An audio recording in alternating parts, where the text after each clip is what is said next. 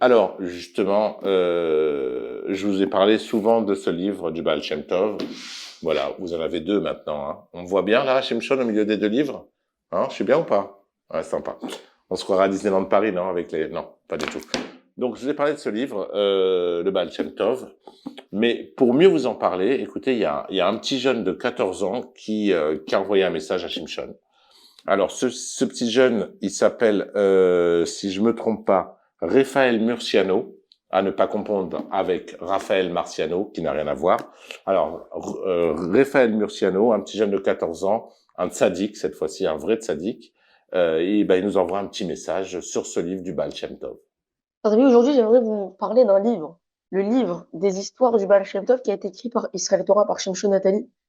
Et pourquoi ce livre-là spécialement? Pourquoi les histoires du Baal Shem Tov spécialement? Vous savez, on connaît tous la force des histoires de Tzadikim. La force des histoires des Tzadikim qu'elles peuvent apporter à la Neshama, à notre âme. Encore plus les histoires du Baal Shem Tov. On se connaît tous cette ségoula du Baal Shem Tov, que tous les samedis soirs, écouter une histoire ou lire une histoire du Baal Shem Tov, ça peut apporter la réussite dans toute la semaine. Et il est très important de lire des histoires de tzadikim, ça peut apporter beaucoup de bien.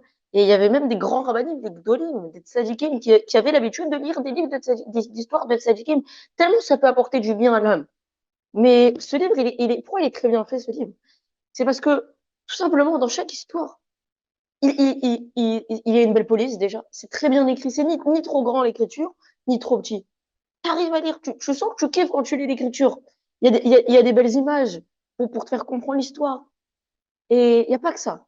C'est qu'à la fin, vous savez, dans les histoires du Baal Shem Tov, on arrive, d'autres tzadikim, souvent de la chassidoute, des histoires comme ça, on n'arrive pas trop à comprendre quel est l'enseignement. On te raconte une histoire, tu sais pas c'est quoi l'enseignement. Et bien regardez, à la fin de chaque histoire de ce livre du Baal Shem Tov, il y a écrit petit moment de réflexion, et là il est écrit piste de réflexion. Que signifie pour toi cette idée? Est-ce une notion positive, négative? Et tout particulièrement dans l'histoire, explique avec tes propos.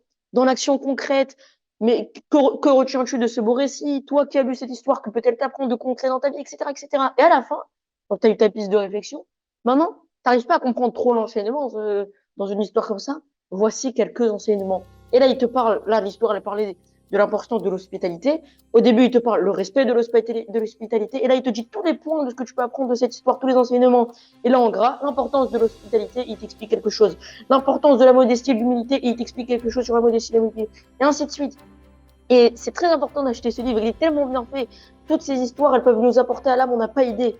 Et que, voilà pourquoi je vous conseille vraiment de lire les histoires de Tzadikim, de lire les histoires du Baal Shem Tov, mais particulièrement dans ce livre-là, de l'avoir, de le lire le Shabbat, le samedi soir, avant de dormir. Et elles peuvent apporter beaucoup de bien à l'âme. Et grâce à ces histoires-là, on peut puiser de cette inspiration de ce rabbinim-là afin de pouvoir surmonter tous les obstacles de la vie. Alors, voyez là, il y a déjà eu un volume 1, il y a maintenant un volume 2. Et donc, vous pouvez l'acheter sur Amazon, en contactant Shimshon Nathalie. Et voilà, c'est un très beau livre qui pourra nous apporter beaucoup de bien et vous rapprocher de la chaîne.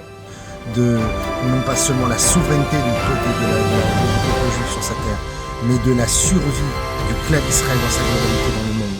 Alors que Bezrat Merci Raphaël. En tout cas, c'est frais, ça nous fait plaisir. Merci beaucoup. Alors, vous savez maintenant, hein, une fois que vous en avez parlé, si vous l'avez pas encore, à vous de le prendre, hein, entre le Khayal et Raphaël Murciano qui vous en parle.